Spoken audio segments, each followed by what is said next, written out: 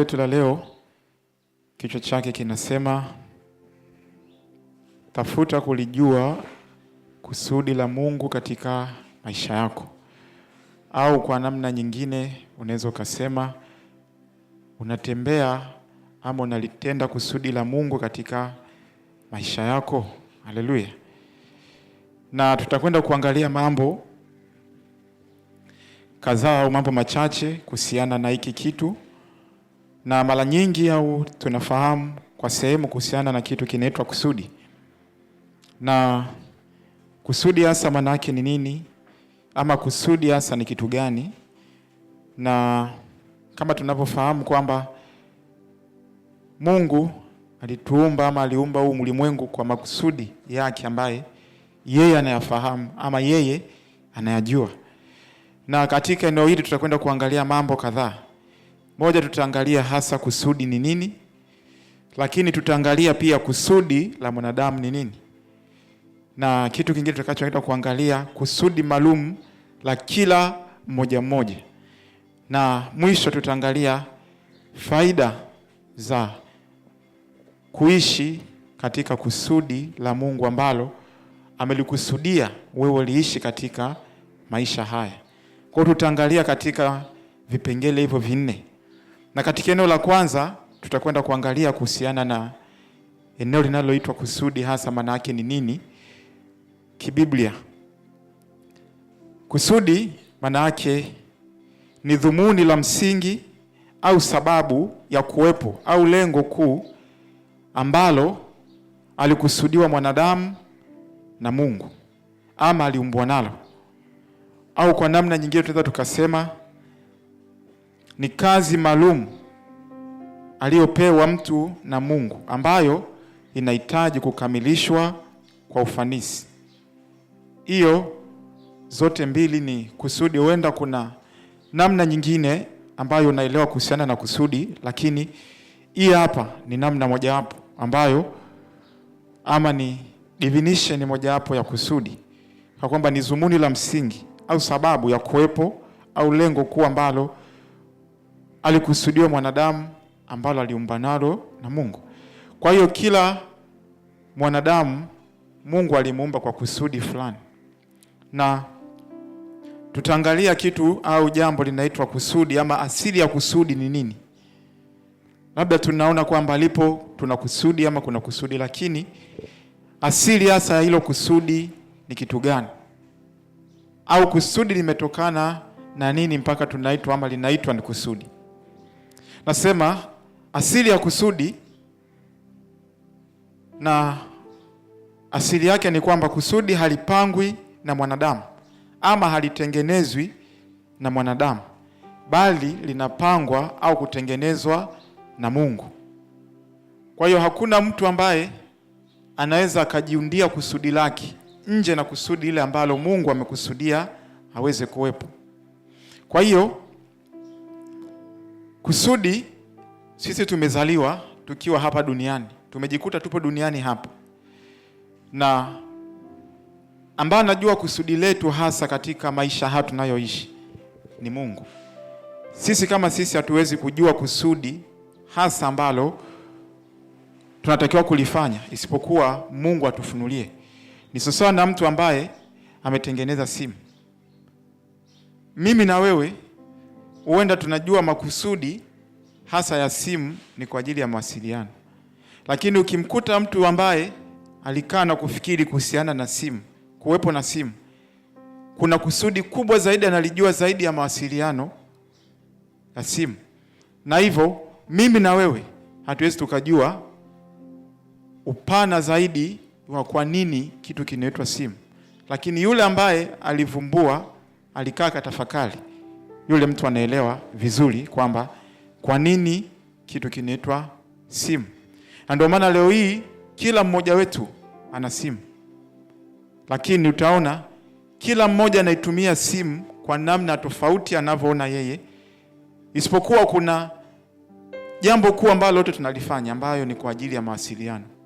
Lakini utaona watu 10 utakuta wana smartphone wote, lakini wanatofautiana matumizi na uelewa kuhusiana na hicho kitu kinaitwa simu. Haleluya. Kwa vivyo hivyo na sisi kwa upande wetu, anayejua zaidi kusudi la kuwepo sisi ni Mungu. Na Mungu hajalificha kwamba tusilione, lakini liko hilo kusudi hata kabla sisi kuwepo duniani hapa. Haleluya. Kwa kusudi lipo kabla hata sisi hatujazaliwa.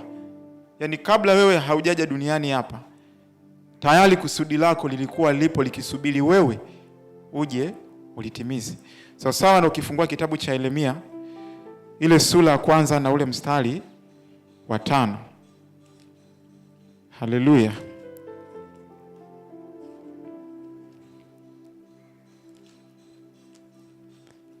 Kitabu cha Yeremia sura ya kwanza mstari wa 5.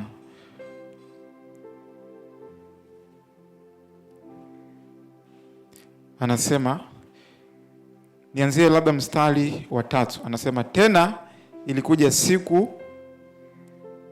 za Yehoyakim mwana wa Yosia mfalme wa Yuda, hata mwisho wa mwaka wa 11 wa Sedekia mwana wa Yosia mfalme wa Yuda. Anasema hata wakati ulipochukuliwa mateka Yerusalemu katika mwezi wa 5. Mstari wa 4 anasema, neno la Bwana likanijia kusema. Mstari wa 5 anasema, kabla sijakuumba katika tumbo nalikujua, na kabla hujatoka tumboni nalikutakasa. Nimekuweka kuwa nabii wa mataifa. Haleluya. Kwa hiyo hapa Mungu anamwambia Yeremia kwamba kabla sijakuumba katika tumbo nalikujua, na kabla hujatoka tumboni nalikutakasa. Kwa hiyo Mungu anatufahamu sisi kuwepo kwetu hata kabla hatujawa katika sehemu ambayo tulikuwepo kwa kukaa kwa miezi kama 9. Kuna sehemu ambayo tulikuwepo tulikaa kwa miezi 9, baadaye tukazaliwa. Lakini Mungu alikuwa anafahamu kabla hata hatujakaa humo tumboni mwa mama zetu kwa miezi hiyo 9. Na kusudi alikuwa ameliandaa. Ukisoma hapa kitabu cha Yeremia mbele hapa anasema kwamba kabla hujatoka tumboni nalikutakasa, nimekuweka kuwa nabii wa mataifa. Kwa kusudi hasa ambalo Yeremia alikuwa nalo, ama Mungu alilikusudia, ilikuwa ni kwamba Yeremia awe ni nabii wa mataifa. Haleluya. Kwa hiyo hilo kabla hata Yeremia yeye mwenyewe hajajua kwamba ni nini kinachonipasa kufanya, lakini Mungu anaelewa kwamba Yeremia kitu anachopasa kukifanya au kukitimiza, kusudi langu ni yeye kuwa ni nabii wa mataifa. Na ndio maana nasema hapo nimekuweka kuwa ni nabii wa mataifa. Manake Yeremia kuzaliwa tu na kusema kwamba kuanzia sasa mimi nitakuwa ni nabii wa mataifa. Lakini utaona baada ya kuzaliwa, baada ya muda kwenda, na nafikiri hata baada ya miaka 10 au 17, amefikisha labda huenda na miaka 17 au 18 au 16, ndipo hapo sauti ya Mungu inamwambia kuhusiana na kusudi hasa kubwa la yeye kuwepo ni nini. Haleluya. Lakini mwandishi wa Zaburi ile ya 139 mstari wa 13, kuna jambo hilo analizungumza naye kwa namna nyingine tofauti. Anasema katika mstari wa 13, maana wewe ndiwe uliyeniumba mtima wangu, uliniunga tumboni mwa mama yangu. Nasema nitakushukuru kwa kuwa nimeumbwa kwa jinsi ya ajabu. Haleluya. Anasema maana wewe ndiye uliyeniumba mtima wangu, uliniunga tumboni mwa mama yangu. Kwa hiyo hata sisi kuwepo katika eneo lolote lile kabla hatujawa manifested duniani hapa, basi tujue kabisa kwamba kuna yule ambaye amekusudia sisi kuwepo duniani hapa. Ukisoma pia kitabu cha Isaya sura 49 mstari, nafikiri mstari wa kwanza kama sikukosea kukoti vizuri, 49 mstari wa kwanza, hapo pia anasema nisikilizeni enyi visiwa, tena anasema tegeni masikio yenu nanyi kabila za watu mlio mbali sana. Bwana ameniita tangu tumboni, toka tumbo la mama yangu amenitaja jina langu. Haleluya.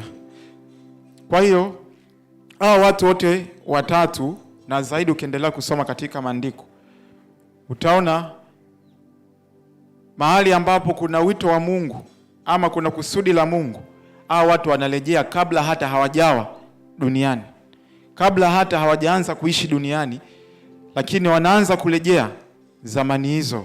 Haleluya. Kwa hiyo yako tutaangalia kusudi kuu hasa la mwanadamu ni lipi, ama kusudi kuu letu sisi kwa pamoja ni nini. Alafu baadaye tutaangalia hicho kitu kingine. Kusudi kuu la kila mtu au kusudi kuu letu kwa ujumla. Kwa ujumla kusudi letu kuu ama kusudi la mwanadamu ni yeye kumjua Mungu, kumwabudu Mungu na kuishi sawasawa na mapenzi yake. Hilo ndio kusudi la mwanadamu au general purpose ambalo mwanadamu analo katika maisha yake. Kwa hiyo ni kusudi ambalo ni primary kwa kila mwanadamu. Kwa ujumla kusudi lake ni lazima mjue Mungu, amwabudu Mungu, aishi sawasawa na mapenzi yake. Ukisoma kitabu cha Waefeso sura ya 2 mstari wa 10, hapo lipo jambo ambalo Mtume Paulo anawaambia watakatifu wale ambao walikuwa kule Efeso. Waefeso sura ya 2 mstari wa 10, hapa anasema, maana tu kazi yake tuliumbwa katika Kristo Yesu tutende matendo mema ambayo tokea awali Mungu aliyatengeneza ili tuenende nayo. Anasema maana tu kazi yake tuliumbwa katika Kristo na tutende matendo mema. Kwa hiyo sisi ni kazi yake na tuliumbwa katika Yesu Kristo, na kusudi kubwa ambalo Mungu alikusudia ni sisi tupate kutenda matendo mema ambayo aliyakusudia toka awali.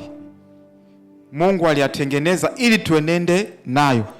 Kwa hiyo alitengenezwa matendo, alikuwepo kwa kusudi ili sisi tuenende nayo au tutembee katika hayo ambayo Mungu ameyakusudia.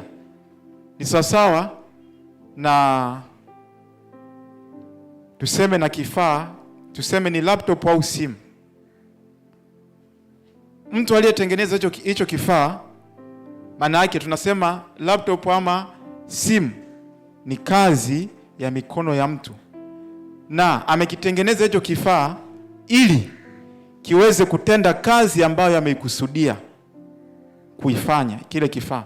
Kwa kile kifaa kipo kwa ajili ya kutimiza kazi ama wajibu ama jukumu la yule ambaye amekitengeneza, na kama kisipotimiza wajibu ama jukumu la yule ambaye amekitengeneza, maana yake bado kuna tatizo.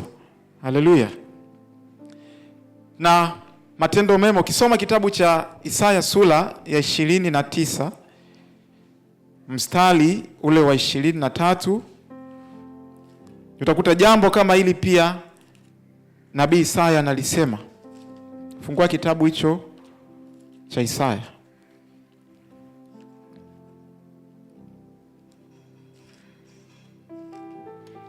Isaya sura 29 mstari wa 23.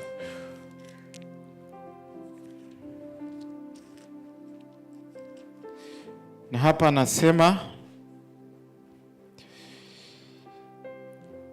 bali atakapowaona watoto wake walio kazi ya mikono yangu katikati yake, wao watalitakasa jina langu, naam watamtakasa mtakatifu wa Yakobo.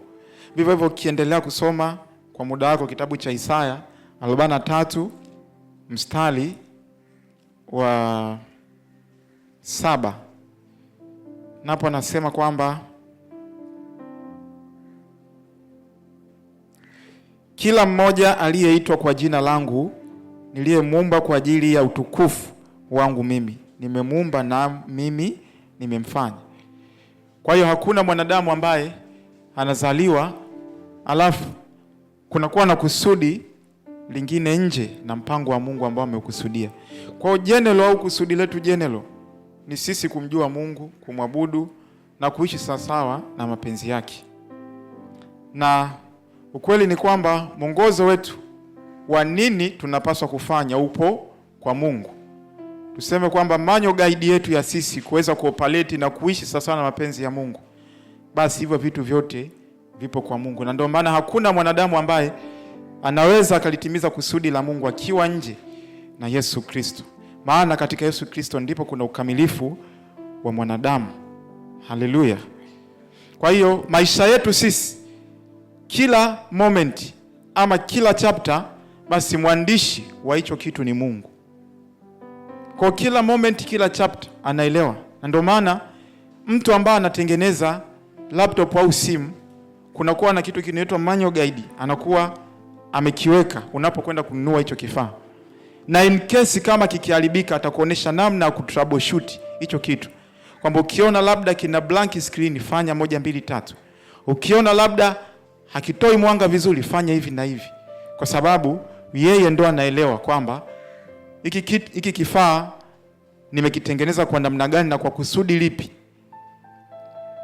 Kwa hiyo moment zote, chapter zote na kila kitu, basi au sura ya maisha yetu sisi au mwenendo wetu sisi kila siku ya maisha yetu, basi ambaye ni mwandishi wa hiyo ni Mungu.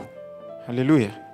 Na kama ni mwandishi ni Mungu, maana yake hakuna mahali katika maisha yako wewe Mungu aliandika chapter siku moja ukutane na mambo ambayo ni magumu au ni mabaya, mwisho wa siku kate tamaa na urudi nyuma. Lakini tunaona haya yote yanatokea kwa sababu yuko ambaye alivuruga chapter ambazo Mungu aliziandika, ambaye ni adui. Lakini licha ya kuzivuruga chapter hizo, lakini bado Yesu Kristo amekuja kutulejeshea tena upya. Haleluya. Kwa hiyo Mungu anatupa thawabu sisi kulingana na maisha tunayoyaishi au pattern ambayo amekusudia toka hapo awali. Yale matendo ambayo aliyakusudia, ambayo aliyaweka ili sisi tuenende katika hayo. Sasa na kitabu cha Efeso 2 ile mstari wa 10. Kwa hiyo sawasawa na alivyokusudia tutende.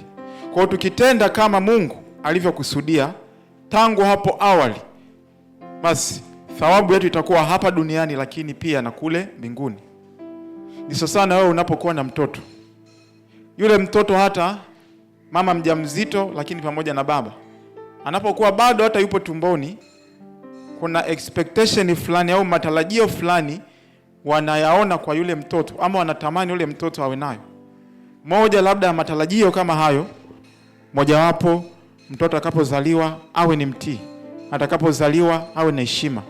Na utaona kweli mtoto atakapozaliwa akiwa na heshima, wale wazazi wake watampenda na kuna vitu vingi ambavyo watamfanyia. Lakini mtoto yule akiwa ni mkaidi, sio kwamba wazazi wake watamchukia, lakini kuna vitu ambavyo yule mtoto atavimisi kwa wale wazazi. Sio kwamba wazazi hawana nia ya kumpa hivyo vitu, wanakusudi au wana nia ya kumpa, lakini kutokana na kwamba atembei katika njia ambazo wamezikusudia, basi kuna vitu fulani ambavyo atavikosa kwa wazazi wake. Haleluya. Kwa vivyo hivyo na sisi kufeli pia kutembea katika mapenzi au makusudi ya Mungu. Hata tunapokuwa katika wokovu, kuna vitu ambavyo tunaweza tukavimisi, ingali Mungu ametuahidia kwamba vyote ni vya kwetu. Lakini kama tukimisi kutembea katika hivyo, basi kunakuwa na vitu ambavyo tutavikosa, ambavyo Mungu sio kwamba hakutaka kutupa, lakini ni kwa sababu tumeenda nje. Na kwa hiyo kuna vitu tutavimisi, lakini kuna vitu ambavyo tutavipata. Haleluya. Na kupitia matendo yetu Mungu anatukuzwa kwa ajili ya matendo ama ya vitu tunavyovifanya. Sasa ukisoma kitabu cha Mathayo sura ile ya 5 mstari wa 16. Kuna watu ambao watakwambia ukitenda matendo mema unajitahidi, unafanya jitihada zako, wala unadharau kazi ya msalaba. Lakini Bwana Yesu yeye mwenyewe hapa anatuambia katika kitabu cha Mathayo sura ya 5 na mstari wa 16. Na hapa anasema, vivyo hivyo nuru yenu na iangaze mbele ya watu, wapate kuyaona matendo yenu mema, wamtukuze Baba yenu aliye mbinguni. Haleluya. Kwa hiyo kupitia matendo yetu mema ambayo Mungu ameyakusudia tuyafanye tunapokuwa ndani ya Yesu Kristo, basi jina la Kristo linatukuzwa na wale watu ambao wanaona jinsi ambavyo tunavyotembea. Na hilo ni kusudi ambalo tulikuwa tunaliangalia, ambalo ni general kwa watu wote. Lakini kusudi, tutakwenda kuangalia kusudi la mwisho ambalo ni kusudi maalum ama specific purpose kwa kila mmoja ambayo Mungu ameassign hicho kitu akifanye. Na tutaangalia mifano ya watu katika hili sehemu, na somo letu kwa sehemu litategemea katika hili eneo. Lipo kusudi ambalo mimi nimeliita kwamba ni kusudi maalum, kwamba kuna general purpose lakini kuna sub purpose. Kwamba general purpose ndio tulioangalia, lakini kusudi maalum ambalo kila mmoja amepewa kwa sehemu yake, kwamba mpaka atakapoondoka duniani hapa au amalitimiza. Na kama asipolitimiza, basi maisha yake yote aliyoishi hapa duniani yatakuwa hayana impact. Haleluya. Basi katika ile eneo tutaangalia ile kusudi maalum. Tunajua kwamba kila mtu ana wito au kazi maalum ambayo Mungu amemwekea kuitimiza. Kwa kila mmoja ana wito fulani, ana kazi maalum fulani ambayo Mungu amemuita ili huyo mtu apate kuitimiliza. Na kama huyo mtu akifeli kutimiza, manaki tuseme ni kama amefeli robo 3 ya maisha yake kuishi hapa duniani, ingali alikuwa bado anamtumikia Mungu. Haleluya. Kwa hiyo tutaangalia katika maeneo haya. Kwa hiyo ndani ya hili kusudi ambalo ni main purpose, basi kuna kusudi ambalo linazaliwa sub purpose ambalo ni kusudi maalum, ambalo kiwa ndani ya kusudi hili general, basi kuna kusudi lingine ambalo utaliona linakupasa wewe kulifanya, au kuna kazi maalum ama kuna wito maalum ambao Mungu amekuitia kufanya. Sawa na baadhi ya watu ambao tunawaona katika maandiko. Watu walikuwa wanamtumikia Mungu, lakini wale watu kulikuwa na makusudi fulani ambayo Mungu amekusudia wayatimilize. Mojawapo ni mtu anaitwa Musa, lakini mtu mwingine anaitwa Yoshua, mwingine anaitwa mtume Paulo, mwingine anaitwa Yusufu, wapo akina Samson, wapo watu wengi ambao katika kuzaliwa kula wakawa wanamcha Mungu, lakini katika kumcha Mungu au kuwa na hofu ya Mungu, kuna wito ambao Mungu aliwaitia kwamba lazima huo wito wautimilize au waufanye. Ndio maana si ajabu mahali pengine Paulo anasema ole wangu mimi nisipoihubiri Injili, kwa sababu alijua kwamba kusudi langu mimi ni kuhubiri Injili, lakini katika namna ipi? Haleluya. Kwa hiyo tutaangalia katika hili eneo pia. Kwa tukianza kwa mtu ambaye anaitwa Musa,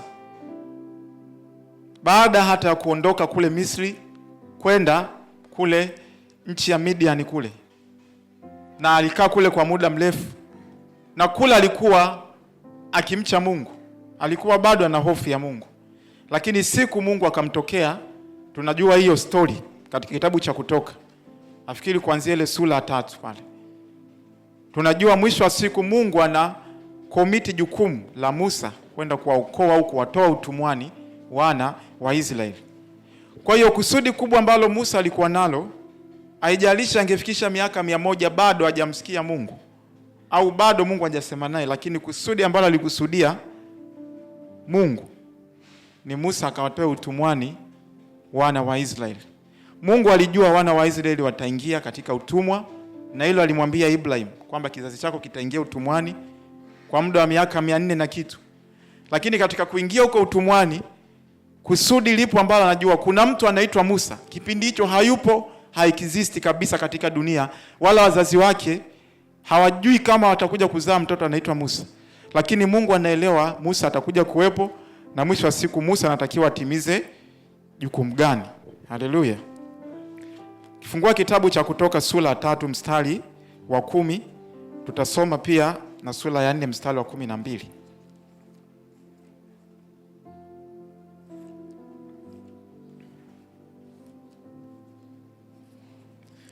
Kutoka sura 3 mstari wa 10, hapa maandiko yanasema, haya basi Anasema, haya basi nitakuwa sasa kwa Farao, ili upate kuwatoa watu wangu hao wana wa Israeli katika Misri. Musa akamwambia Mungu, mimi ni nani hata niende kwa Farao nikawatoe wana wa Israeli watoke Misri? Ukiendelea kusoma utaona conversation ambazo zilikuwa zinaendelea kati ya Musa pamoja na Mungu. Musa akataka kukataa kusudi ambalo Mungu alimkusudia kabla hata yeye kuwepo. Na Musa hakujua kwamba kuwepo kwangu hapa huenda ningefia kule ambapo wale hata binti Farao singeniokota kule kwenye ule mto nikaenda kulelewa kule. Lakini hayo mazingira yote Mungu aliruhusu nikapita salama mpaka nafikia hapa. Lakini kitu alichokuwa amenikusudia ni mimi kwenda kuwatoa ndugu zangu katika utumwa. Haleluya. Ukisoma sura ya 4 mstari wa 12. Na hapo tena anasema, basi sasa enenda nami nitakuwa pamoja na kinywa chako na kukufundisha utakalo linena. Kwa hapa baada ya Musa mwisho siku kukubali, na Mungu anamwambia kwamba aende amtume akafanye kama vile ambavyo amemwagiza. Kwa hiyo kusudi kubwa la Musa ilikuwa ni kwenda kuwatoa wana wa Israeli utumwani. Haleluya. Lakini ukienda kwa mtu mwingine anaitwa Yusufu, utaona naye kuna kusudi ambalo Mungu alilikusudia. Ukisoma kitabu cha Mwanzo kuanzia ile sura 45 mstari wa 5 mpaka wa 8, utaona kuna kusudi pia ambalo Yusufu, ijapokuwa alikuwa ni mcha Mungu, alikuwa hapendi kushirikiana na matendo maovu ya kaka zake, alikuwa akienda kuwasema. Lakini tunaona kwamba Yusufu huyu kusudi lake kubwa ilikuwa ni kuja kuokoa ulimwengu, kuokoa nchi yake dhidi ya kitu ambacho kinaitwa njaa. Haleluya. Kwa hiyo japokuwa kwa sehemu kubwa alitupwa sehemu na ndugu zake, na kusudi lao ni afie kule ambako walikuwa wamemweka, lakini Mungu hakuruhusu, kwa sababu kulikuwa kuna kitu ambacho Yusufu alitakiwa kukikamilisha. Kwa alifika pale huenda kwa Potifa, alipouzwa kule, alivyotumika kwa Potifa akajua huenda kwamba kusudi langu linakwenda kutimilika hapa, kwamba mimi nitakuwa ni mkubwa katika nyumba ya Potifa, lakini haikuwa ni hivyo. Lakini mwisho wa siku kusudi lake linakwenda kuonekana. Kwa utaona ukisoma Mwanzo 45:5 mpaka 8, kienda ukasoma tena Mwanzo 50 mpaka ule mstari wa 20, utaona kuna mambo hapo ambayo yanazungumziwa katika maandiko.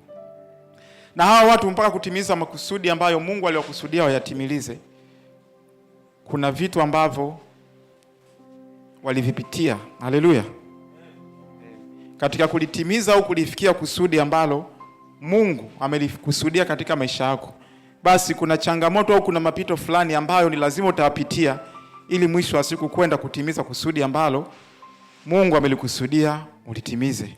Kwa hiyo kuna wakati utajiona kama umepotea, kuna wakati utaona uelewi kitu chochote, kuna muda utaona kama ile kusudi ama kitu ambacho huenda unahisi ni hicho kama vile kinaenda kuzima moto. Mfano kama Yusufu, kuna wakati anatupwa katika lile shimo na ndugu zake, alijua kabisa hapa ndo mwisho wangu, sina namna kutoka hapa tena. Lakini kuna watu akapita wakamuona wakamtoa, akapelekwa tena gerezani kula anasubiri adhabu ya kifo, akajua basi ndo inaishia hapa. Lakini bado Mungu akamtoa kule, na kila ambacho alikuwa amekikusudia Mungu basi kikapata kutimia katika maisha yake. Haleluya. Kwa hiyo haijalishi, kuna wakati mwingine unaweza ukapita katika mazingira fulani au katika vitu fulani ambavyo unaona mwisho kama vile mwisho haupaoni. Kuna muda unapokuwa katika kuelekea kutimiza kusudi, wewe kuna muda utaona kana kwamba unapotea, lakini hata ndugu, si ndugu tu, lakini pia hata watu wengine na wewe mwenyewe utaona kwamba umepotea kwa sehemu. Lakini ukweli ni kwamba kama bado kuna hofu ya Mungu, unaendelea kufanya kazi ya Mungu na unaendelea kila siku kuhakikisha kwamba unampendeza Mungu, hata kama hauoni uwepo wa Mungu, lakini endelea hivyo hivyo, Mungu anakuwa pamoja na wewe, wala Mungu anakuwa bado hajakuacha. Haleluya. Kwa hiyo ili uweze kujipata ni lazima kuna sehemu uonekane kama umepotea. Kuna watu wanasema kujipata ni ile labda mtu umepata kazi, una watoto na familia na maisha mazuri, basi hapo unakuwa umejipata.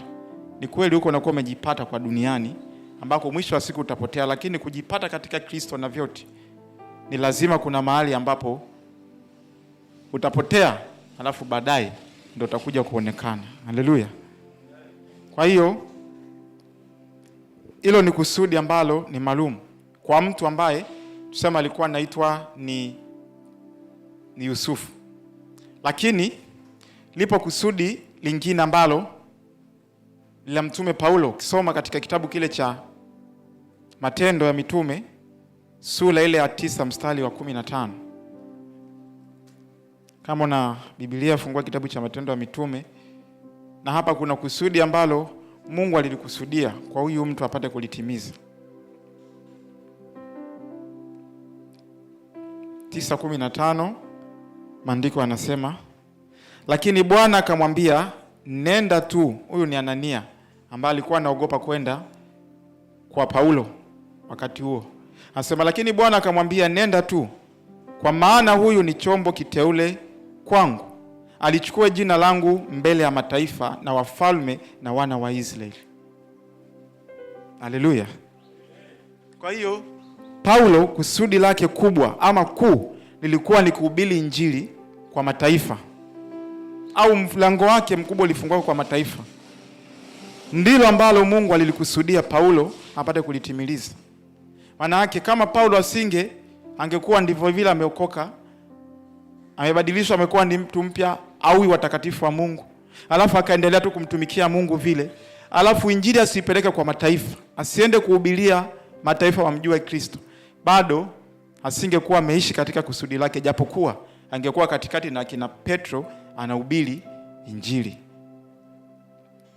Mfano wa mtu mmoja ambaye wakati katika kutafakari nilikumbuka, mtu mmoja tunamjua kwa sehemu, anaitwa Leonard Bonki. Huyu alikuwa ni missionary ambaye alikuwa katika nchi hapa Afrika, nchi moja inaitwa Lesotho. Na alikuwa yuko mahali pale amehudumu kwa kipindi cha miaka 7.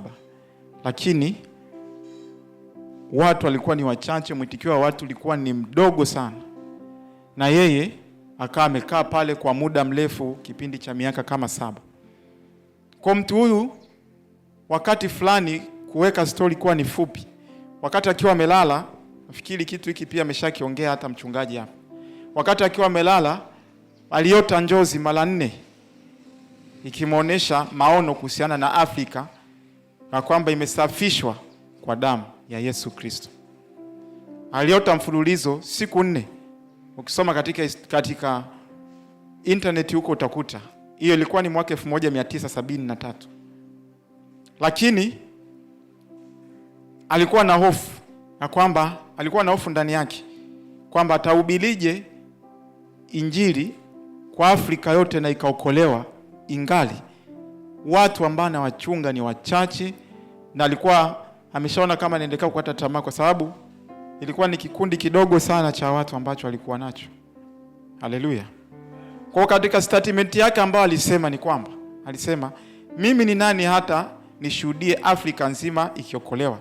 Anasema mimi ni mhubiri mdogo tu katika nchi ya Lesotho. Kwa baada ya kuona maono yale, lakini ndani yake alijiona kana kwamba ili jukumu sio la kwangu.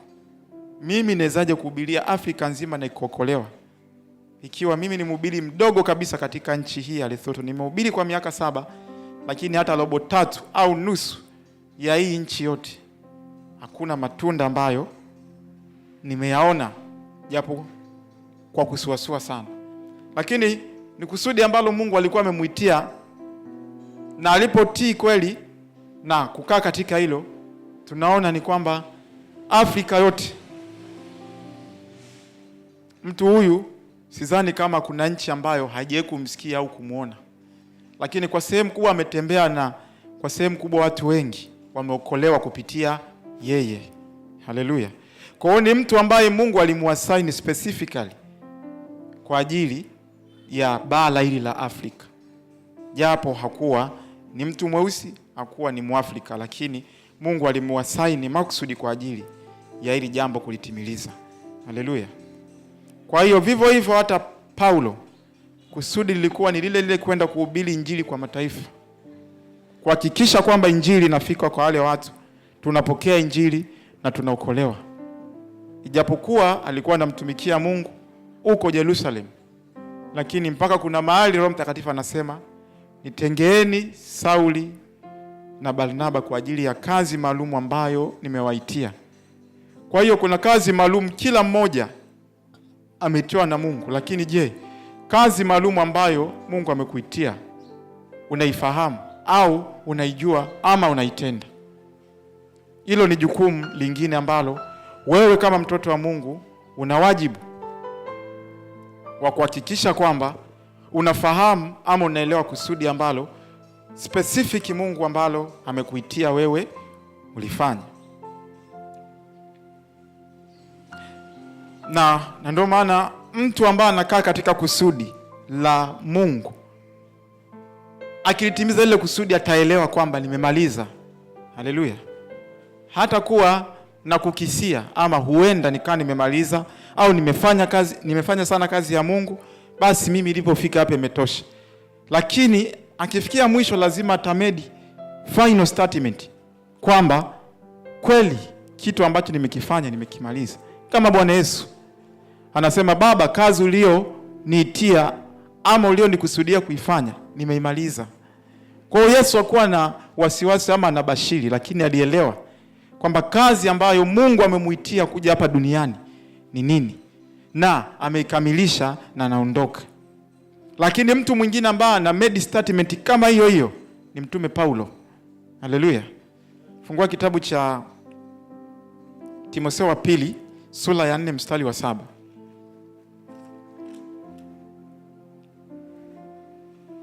Na hapa Paulo anasema, nimevipiga vita vilivyo vizuri, mwendo nimeumaliza, imani nimeilinda. Haleluya. Anasema nimevipiga vita vilivyo vizuri, mwendo nimeumaliza, imani nimeilinda. Baada ya hayo nimewekewa taji ya haki ambayo Bwana mhukumu mwenye haki atanipa siku ile, wala si mimi tu bali watu wote pia waliopenda kufunuliwa kwake. Kwa hiyo Paulo alijua kusudi ambalo Mungu amemuitia amelimaliza. Amepambana, amepigana, imani ameilinda, na mwendo ameumaliza salama. Haleluya.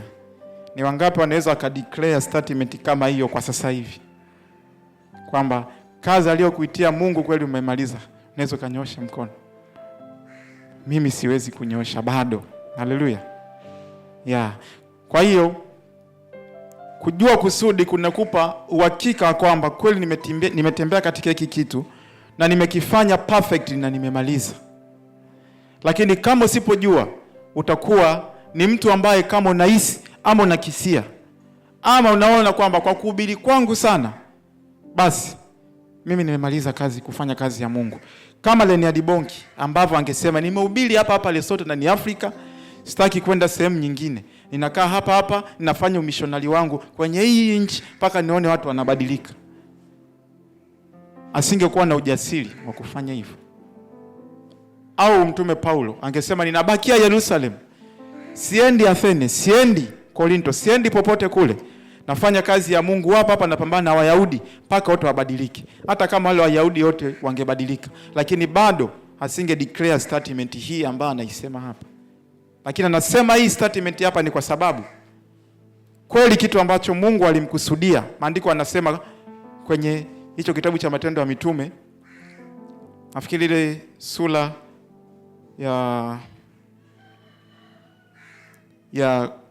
sura 9 mstari wa 15 inasema hivyo kwamba alibebe jina langu kwa mataifa na katika Israeli.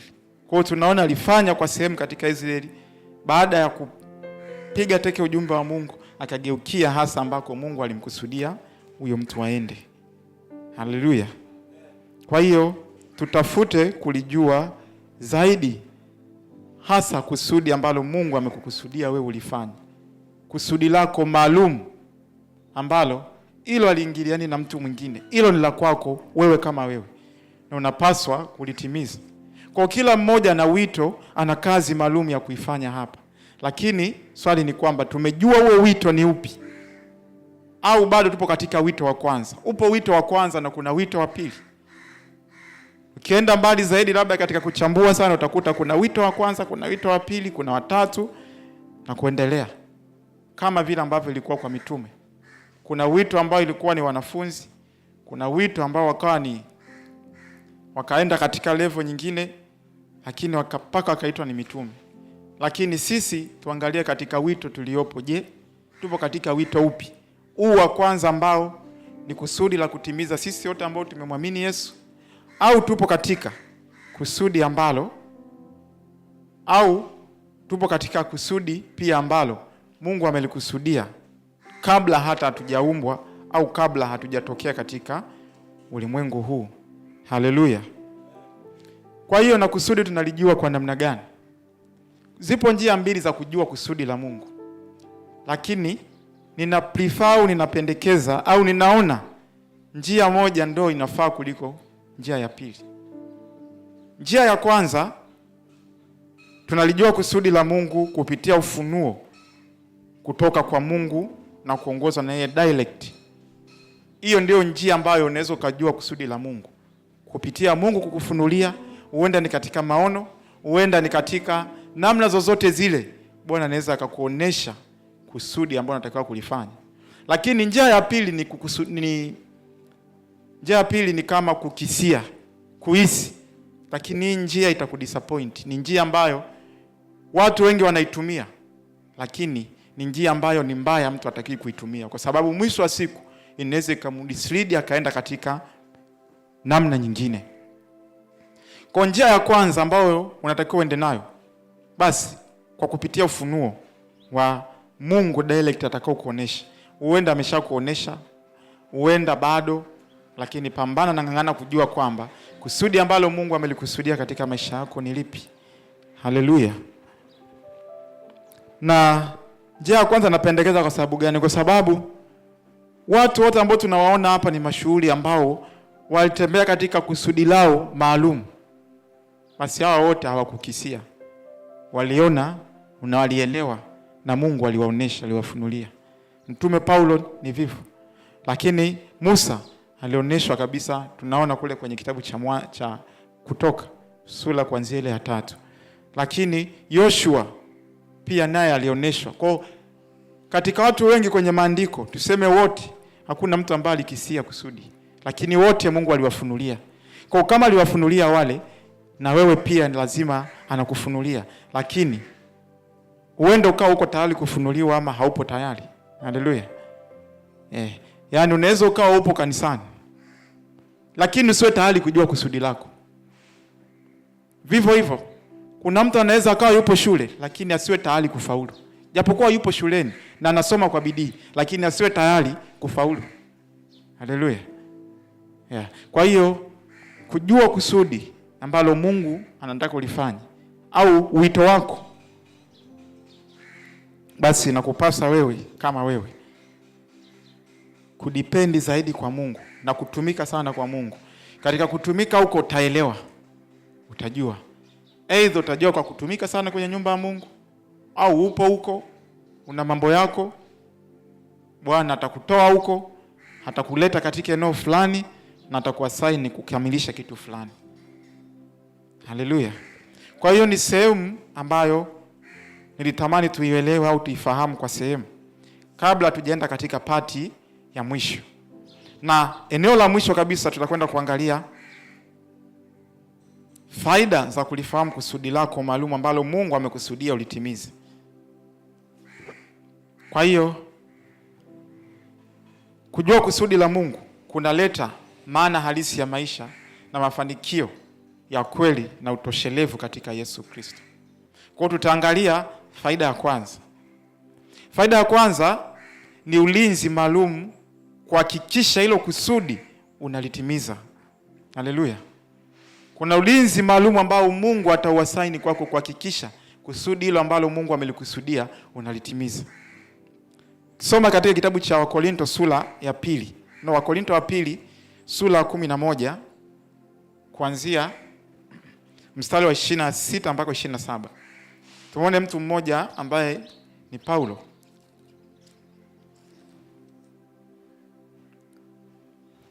Hapa Paulo anajaribu kusema au anaelezea kitu.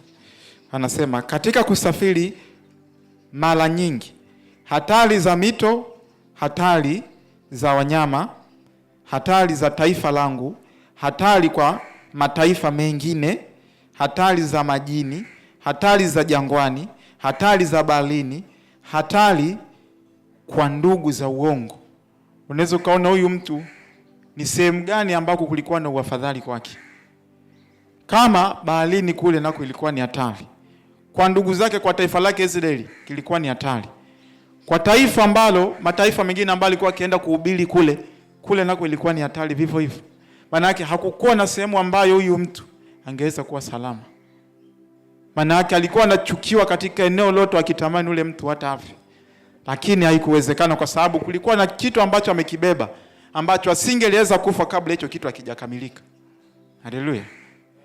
Kwa hiyo vivyo mtu ambaye anajua kusudi maalum ambalo ameitiwa mawito na anautenda huo wito sawa sawa, basi huyo mtu aweza kaogopa kifo au akawa na hofu kwa sehemu fulani, kwa sababu anajua siwezi kufa kwa sababu hiki kitu hakijaisha bado. Hawezi kufa kabla kitu hakijaisha. Mfano mwingine ni Yohana ambaye kaandika kitabu cha Ufunuo.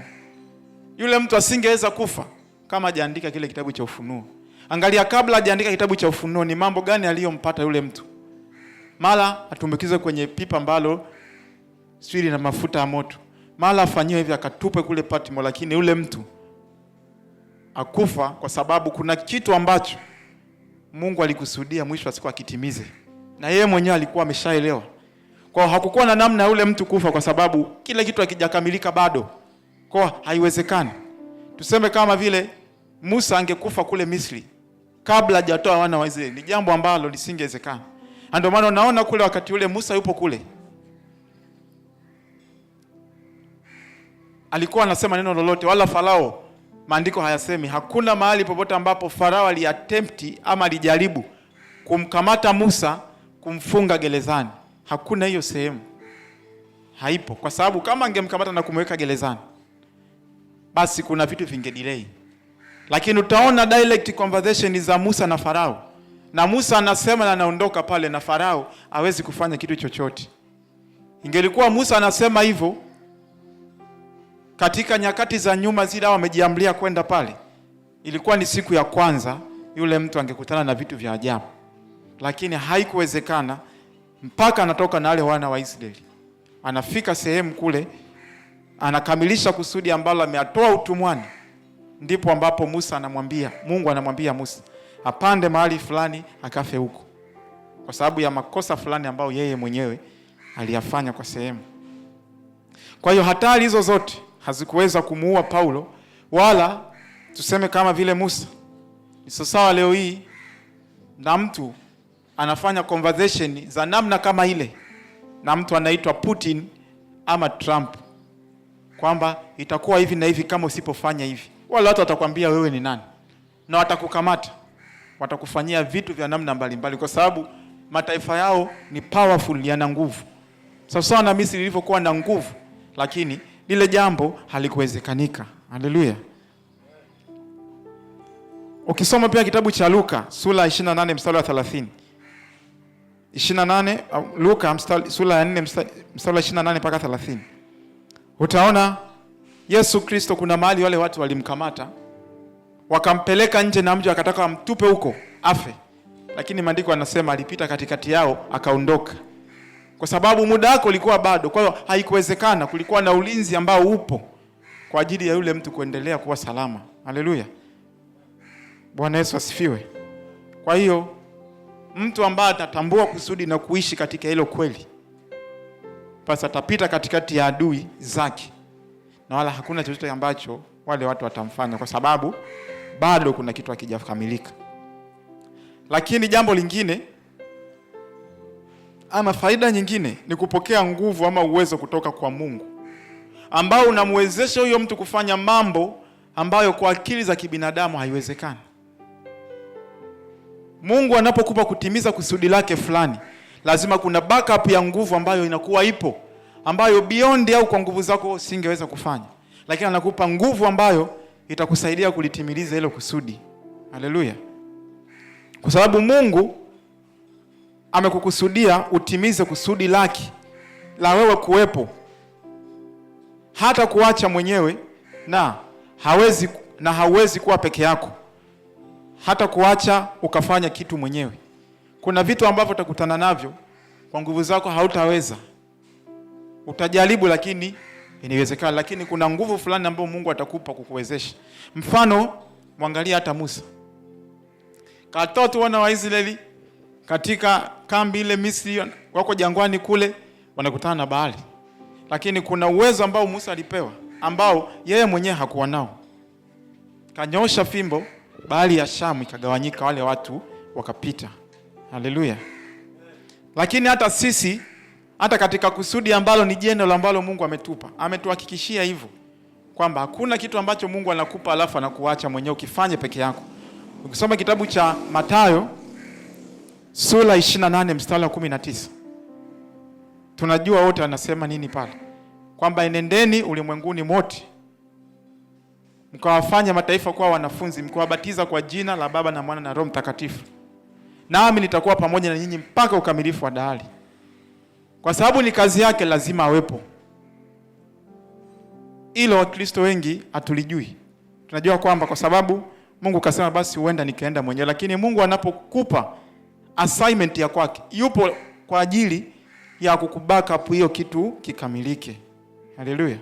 Mtu mwingine ni Yoshua. Fungua kitabu cha Yoshua sura ya kwanza mstari wa 5, tutasoma na ule wa 9.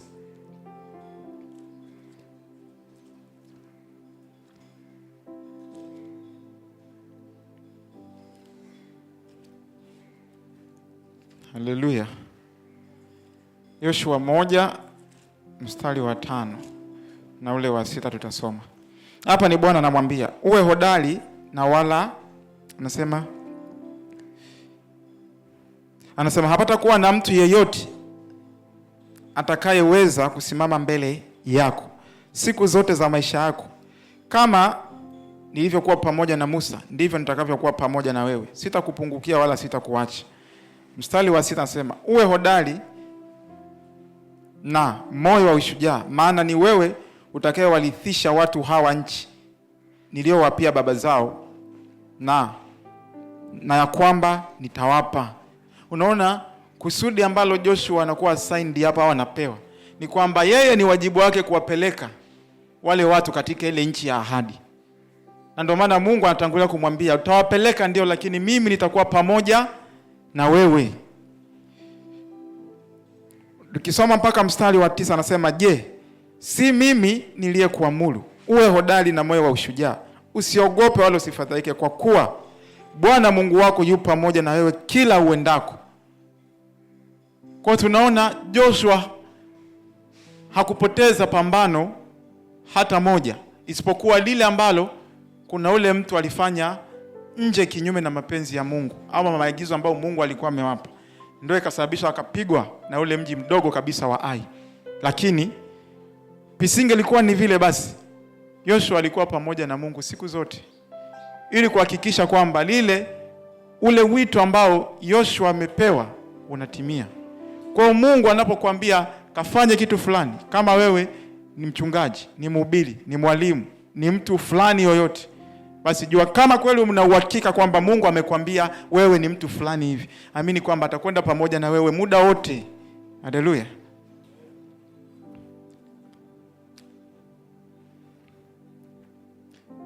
Kwa hiyo jukumu kubwa tunaona la Yoshua lilikuwa ni kuwapeleka katika nchi ya ahadi, na uwezesho huo aliwezeshwa kuwafikisha wale watu. Lakini jambo la 3 ni mahitaji yako ama Mungu yeye mwenyewe atakuhudumia, ikiwa ni katika mambo kabisa mwilini. Kama Bwana atakwambia acha fanya hiki, na umejua kwamba ni mimi natakiwa nisimame hapa, haijalishi unaweza usiwe na kitu chochote cha kukuingizia fedha, lakini Bwana akafanya kwa namna zote ambazo yeye mwenyewe anajua, na mwisho wa siku usipungukiwe na kitu. Mtume Paulo anasema kwenye kitabu cha Wafilipi 4:12-13.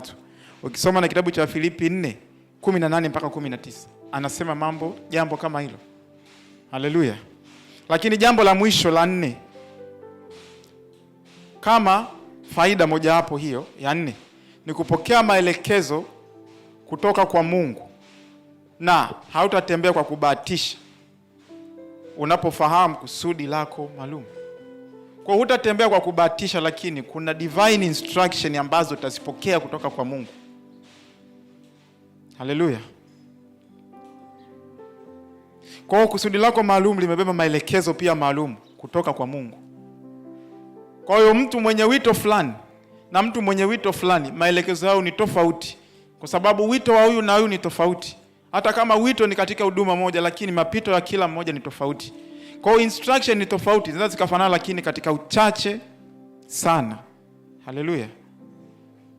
Mfano, Musa alipokuwa kule Misri, mapigo yale 10.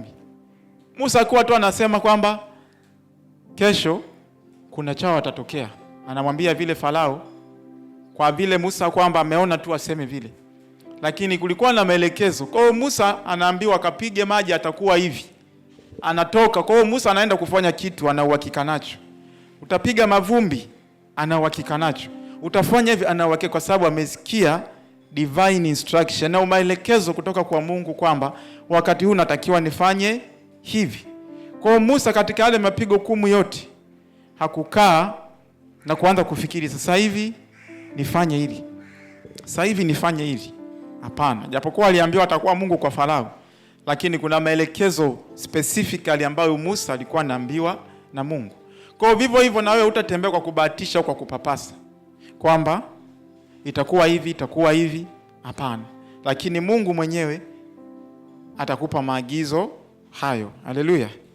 Mtu mwingine ni Yusufu. Yusufu, watu ambao wamesoma masuala procurement, ni manunuzi. Yusufu hakuwa amesoma procurement wala chochote au manunuzi, lakini ni hekima ya Mungu au maelekezo ya Mungu ambayo yalikuja kuambatana na nini cha kufanya juu ya ile ndoto ambayo Farao aliota. Kwa ni maelekezo specifically ambayo alikuja na kuanza kuambiwa kwamba wahifadhi chakula kwa muda fulani. Watakapokuwa kilima asilimia fulani watakuwa wanazileta. Vyakula vikaanza kununuliwa, akawa anavinunua na viweka. Yusufu hakusoma hicho kitu. Alikuwa ni mtoto wa miaka 17 sijui au 16 kitu anatoka kule. Na maisha yake kaspendi kuwa gerezani kwa Potifa. Kama alikuwa anajua kusoma ndio, alikuwa anafahamu, lakini sidhani kama alikuwa na elimu ya manunuzi na nini, labda na kuweka akiba na accountant. Hakuwa na hivyo vitu. Lakini kuna instruction fulani ambazo Yusufu alikuwa anapokea direct kutoka kwa Mungu. Fanya hiki, fanya hiki, fanya hiki, fanya hiki. Na Yusufu baada ya kufanya vile akainusuru dunia yote kwa janga la njaa. Kwa vivyo hivyo katika wito wako kuna maelekezo ambayo yapo. Ni sisi kupay attention, kuelewa maelekezo ambayo Mungu ametukusudia kuyafanya katika wito au kazi maalum ambayo yeye ametukusudia. Haleluya. Lakini pia mtu mwingine ni Paulo. Kwenda kwa mataifa kujiamulia kwamba nitakwenda hivi. Lakini utaona mpaka kuna mahali ambapo yeye mwenyewe kwa will au kwa mapenzi yake anataka kwenda, lakini Roho Mtakatifu anamzuia, hapana, usiende huko, nenda huko.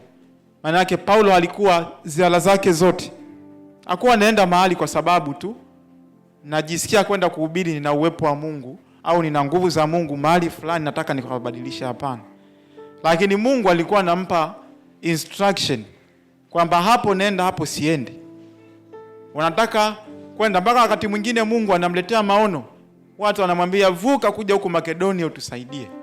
Ni Mungu ambaye anamuonesha, anajua okay, anatakiwa kwenda Makedonia, atakwenda. Lakini sio amekaa tu anasema kesho Barnaba au kesho Sila, naomba twende mahali fulani, nimeona tu twende pale. Hapana, lakini Paulo alikuwa anaenda kwa instruction ambazo alikuwa anazipata kutoka kwa Mungu. Kwa hiyo hakuwa anaenda kwa kupapasa kwamba itakuwa hivi au itakuwa hivi, sijui nifanye hivi itakuwa ni sawa. Hapana, lakini alikuwa anafanya vile vyote, alikuwa anaelewa ni nini ambacho anakifanya na alikuwa na uhakika nacho.